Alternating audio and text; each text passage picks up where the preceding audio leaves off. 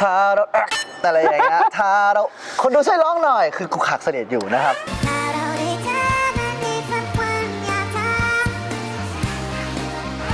ใช้คอมทำอย่างอื่นบ้างไหมอาจจะมีหมักลุกบ้างอะไรเงี้ย โอ้โหมันคือยาดมครับ แล้วตอนโชว์ได้ดมตอนไหน ก็ดมได้ถ้าเกิดว่ามีมือว่าง ก็คือในระหว่างที่เขาเล่นเบสเขาก็แบบว่าคิดช้าเสื้อเปื้อนเช็ดเบสนี่ผ้านี่ว่าเช็ดอะไร ผ้านี่เอาไว้เช็ดนะครับ จะเอาไปทำอะไร โย่ทุกคนและนี่คือสิ่งที่ทีลิเบิร์สขาดไม่ได้ on stage ครับไปดูกันแล้วสิ่งที่บิลลี่ขาดไม่ได้ on stage ที่ไม่ใช่เครื่องดนตรี คือนาย โอ้ romantic ก็ไม่ใช่เครื่องดนตรีใช่ไหม ใช่ มันเครื่องดนตรีหมดเลยว่ะมันแบบคือเราไม่มีเลยนะ คอมเนี่ยเอาไว้น อั อน ก นี้ จาก มันก็ดนตรีอ่ะ ใช้คอมทำอย่างอื่นบ้างไหม อาจจะมีหมักลุกบ้างอะไรเงี้ย โอ้โหแข่งกับใครแข่ง แข่ง กับ กับบอร์ดแข่งกับบอร์ด แล้วชนะไหม ก็มีบ้างแต่ก็ มีบ้าง เครียดบ้างนายก็น่าจะเห็นอยู่ มันเป็นเกมที่เวลาเครียดแล้วก็ไปเล่นแล้วก็เครียดกว่าเดิม อะไรที่มันใครเครียดเนี่ยเขาไม่ชอบเขาชอบอะไรที่มันเครียดกว่าเดิม เครียดกว่าเดิมเครียดคนละมิติไม่มีว่ะนายมีแค่ น้ำ ทุกคนมีกันหมดอะเนี่ยก็เราก็มีน้ำเหมือนกัน แล้วก็ นี่คืออะไรอะแท่งๆเนี่ย อ๋อช่วงนี้เรามีปวดหัวนิดนึงก็เลยพกยาดมอันนี้ยาดมเรา โอ้โหเสียงยังเท่ นี่ มันหอมนะ คนก็ถามว่าอะไรดูดพอร์ตบนเวทีเหรอไม่ใช่ไม่มีอะไร แล้วปกติบิลลี่จะมีนี่สิ พ่นคอเหรอ ใช่ พ่นคอเราจะเป็นเฉพาะช่วงที่ป่วยอะแต่ว่าวันนี้มันไม่ได้ป่วยก็เลยไม่มี ดีแล้วเขาไม่ปวด จะ ดีแล้ว อยู่นอกเวทีแทนปกติมือถือก็ไม่เอาขึ้นมานี่เอามาเพื่อเล่นหมากรุกรอนายถ่ายทุกคนอยู่ ถามจริงๆนะถามจริงๆนะตอนคอนเสิร์ตช่วงที่นานๆเนี้ยช่วงที่แบบมีเดทแอร์เนี้ยเคยผมแอบไปเล่น ไม่เคยนะ เกินไป มันก็เกินไปเพราะว่าเราก็ไม่ได้เอามือถือด้วยก็ไม่มีเน็ตละมันต้องใช้เน็ต อ นั่นแหละแล้วก็ไม่มีแล้วที่เหลือดนตรีหมดเลยเราแบบไม่มีเลยอะ เฮ้ยนายไม่มีผ้าเช็ดกีตาร์เหรอ ไม่มีด้วยอยากมีมากแต่ไม่มี ผ้าเช็ดกีตาร์จะอยู่กับทีมไงไม่ได้อยู่กับเราแต่ผ้าเช็ดหน้าอยากมีมากแต่ไม่มี โอเค แล้วจริงๆอันที่อยากมีนะแต่ว่ามันจะเกินไปอะคือแบบแฮร์สเปรย์อะไรเงี้ย โอ้ เพราะว่าบางครั้งมันแบบผมมันเละแต่แบบถ้าผมมันเละแต่ฉีดมันก็แย่กว่าเดิมอะมันก็ไม่เวิร์กเราก็ฉีดข้างนอกอยู่ดีมันก็เลยไม่มีอะไรคงอยากมีผ้าเช็ดหน้าแต่ไม่มีไม่กล้าจริงๆแต่นอกสเตจเรามีพอสมควรนะแต่ว่าวันนี้เราพยายามไม่เอาอะไรขึ้นมา โอเค จะได้โฟกัส อะไรที่กล้าขาดไม่ได้บ้างบน on stage นะครับที่ไม่ใช่เครื่องดนตรีพรี ถ้า เซนต์ห ส น่ ม อย มติมองไปนอกจากเครื่องดนตรีก็จะเห็นเนี่ยครับเป็น iPad ของผมนะครับ วางงี้เหรอ ใช่ สมมติ ใครเขาวาง iPad อย่างงี้วะ iPad เอาขึ้นมาทำไมในเมื่อ Sound Engineer เขาก็มี iPad อยู่แล้ว อ๋อของเราก็จะแบบเอาไว้แบบว่าดูช็อตโน้ตว่าแบบแต่ละเพลงเราอยากทำอะไรคิดอะไรในเพลงนั้น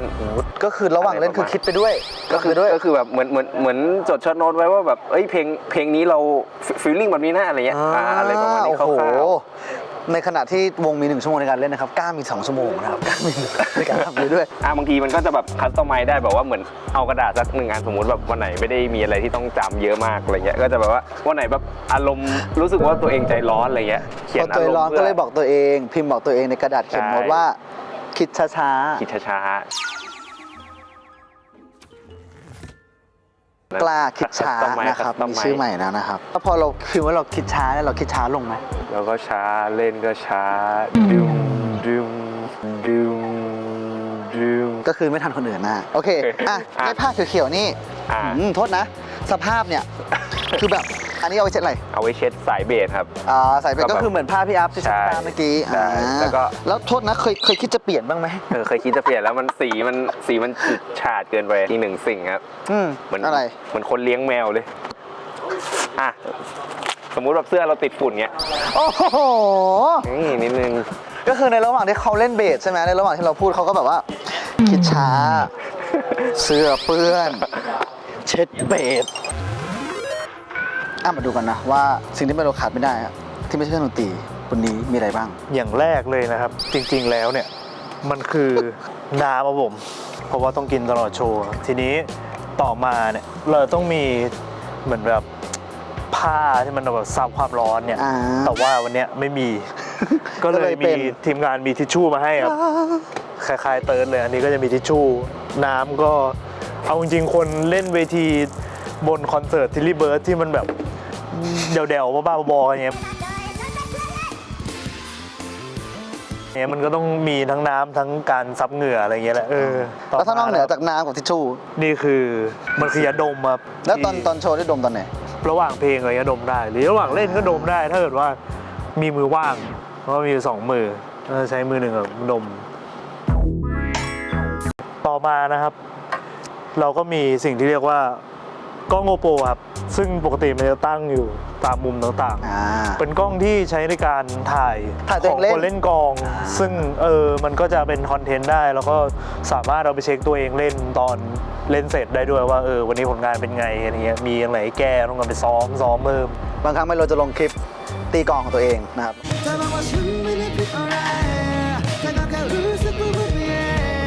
คือจริงๆแล้วเนี่ยตรงเนี้ยมันมีที่เก็บไม้กลองอยู่และจริงๆมีไม้กลองที่ไมโลเอาไปแจกแฟนคลับด้วยใช่ไหม ก็คือไม้ที่เล่นเนี่ยครับในอย่างคู่นี้ก็คือสภาพแบบเริ่มไปแล้วแต่ว่าเวลาเราแจกเราก็จะแจกด้วยความระมัดระวังนะครับก็ถ้าเกิดว่าเห็นสภาพนี้ก็ไม่ต้องตกใจแล้วก็ถ้าวันไหนไม่ได้แจกก็แสดงว่าไม้กำลังจะหมดนะครับ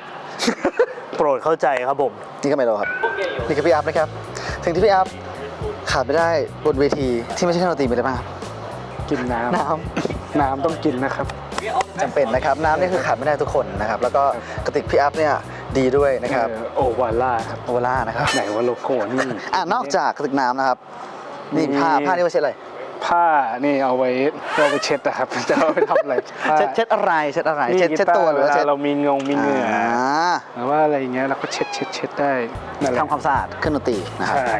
ขาตั้งนี่ก็ขาดไม่ได้ นับไหม ขาตั้งน้ำขาตั้งไม่ใช่เครื่องดนตรี ขาตั้งก็ต้องแบบว่า ขาตั้งไว้ใช้ตั้งเครื่องดนตรี ตั้งเครื่องดนตรีครับ เหมือนแท้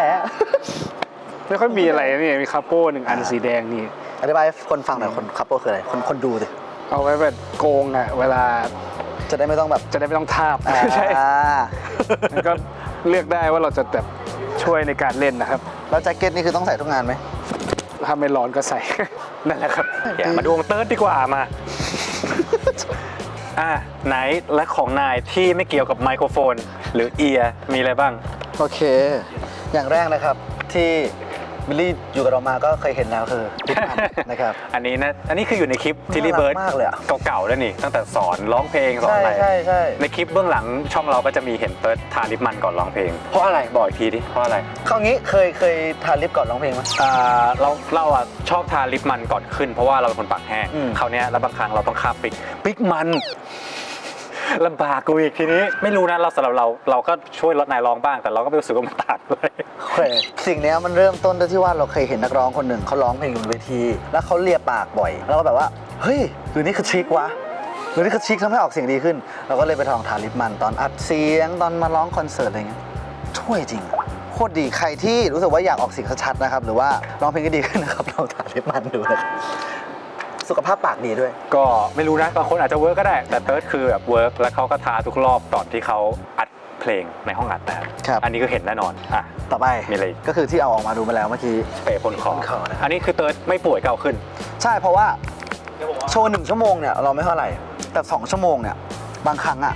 พอมันแห้งเกินอ่ะน้ำมันเอาไม่อยู่ รู้สึกว่ามันช่วยมากแต่หลายคนก็บอกว่าจริงเหรอแต่พี่ฉีดแล้วคอชามากเลย พี่ฉีดอะไรก่อน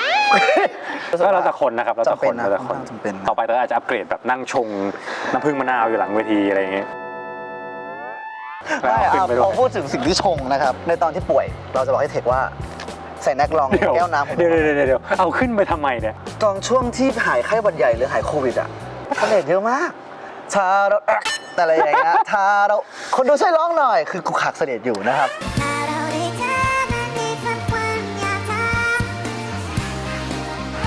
และสิ่งนี้ก็เลยรู้สึกว่าคำเป็นแฮนดี้นะ ทำหลังเวที เนี่ย ก็ไม่ได้ ห ด้ รื วยนะ ไม่กี่เม็ดด้วยเพราะว่าใช้ไปเยอะแล้ว อ๋อ ไม่ใช่เชคเกอร์ไม่ใช่เชคเกอร์ โอเค ไม่ใช่เชคเกอร์ไม่ใช่เชคเกอร์ แล้วไป บางครั้งหวัดลงคอพ่นจมูก อันนี้เคยเห็นที่ใช้ครั้งแรกคือจาการ์ตา แล้วมันมีตอนที่เข้าสารร้านหนึ่งแล้วตอนนั้นป่วยทุกคนแบบมีน้ำมูกหมดอยากเดินไปยืมมากเลยแต่มันจะเกินไป แต่ทุกคนสั่งขี้มูกพร้อมกัน ใช่ ได้ตลกดีเติร์ดเขาของเยอะจริงนะครับเพราะว่าบางครั้งก็จะเห็นว่าเติร์ดมีตกอยู่ด้านหลังอะไรเงี้ยนั่นคือของเติร์ดหมดเลยมีทิชชู่มีของเหล่านี้นะฮะเห็นได้ นี่ลองฉีดให้ดูนะครับ แต่ถ้าวันไหนเห็นของผมก็คือผมป่วย แต่บางวันก็มีป่วยกันหมดนะจะเห็นไมโลผมเติร์ดฉีดทุกคนเลยก็มี แล้วก็มี อะไร ทิชชู่ปกตินะครับเช็ด ไม่ปกติ ไม่มีอะไรไม่มีอะไร ทิชชู่กับน้ำเนี่ยเหมือนจะมีทุกคน โอเคต่อไปก็คือสิ่งที่เราใส่อยู่นั่นเองนะครับ accessories ครับ คือต้องใส่แหวนนะมันจะแบบขัดมันจะแบบไม่รู้สึกแบบเต็มฮะเราเข้าใจเหมือนเรากับรองเท้า เราก็แบบจริงๆรองเท้าอ่ะเราอ่ะคู่เนี้ยจะมั่นใจที่สุด อ๋อเหรอ รองเท้าหนังมีส้นจะมั่นใจที่สุด อ่า ใช่ เวลาใครที่มาดูคอนนะครับแล้วก็จะเห็นว่ามีเสียงแก๊กแก๊กแก๊กแก๊กคือเสียงใหม่กับแหวนเรา กระทบกัน สังเกตได้ เพราะเราถือไมค์เราถือไมค์ เขาจะแบบก็จะแบบเขาจะเป่า เป่าเข้าไปเห็น เป่าเลคาเนตเลคอเดอร์เป่าอะไรของเขาดูเลย ใช่ briefing อยู่ มันก็เลยกระทบ ใช่หมดยัง หมดแล้วจริงๆก็หมดเถอะจริงๆเยอะจะขายแล้วเนี่ยตอนเนี้ย เยอะนะแล้วนี่ยังไม่นับของนอกเวทีเลยนะ ใช่ออฟสเตจนี่คือเยอะกว่าเดิมกระ เนี่ย เป๋าแต่ คือ ละค เอน ต้องมีโต๊ะแหละต้องมีโต๊ะวางอยู่ตรงนี้ปกติจะมีโต๊ะวางอยู่สักที่แต่ถ้าคอนเดียวแบบนี้ก็จะซ่อนๆหน่อย ใช่ก็วางเนี่ยหลังกองไมโล หลังไมโลก็จะไปซุกอยู่หลัง อ๋อมันจะมีแก้วน้ำด้วยแต่ว่าถุงนอก ก็เห็นเปลี่ยนแก้วน้ำไปเรื่อยๆนะฮะเพราะว่าเติร์ดมีหลายแก้วน้ำมากมีแบบสีม่วงมีแบบสีเงินมีแบบสีดำบางครั้งก็จะมีสี Starbucks มาอีกนานๆทีเพราะว่าเห็นเพิ่งได้มา แล้วก็นั่นแหละหมดแล้วนะ หมดแล้วฮะและนี่คือสิ่งที่ทิลเบิร์สขาดไม่ได้ on stage เฮ้ย มีไฟด้วย ขอบคุณครับ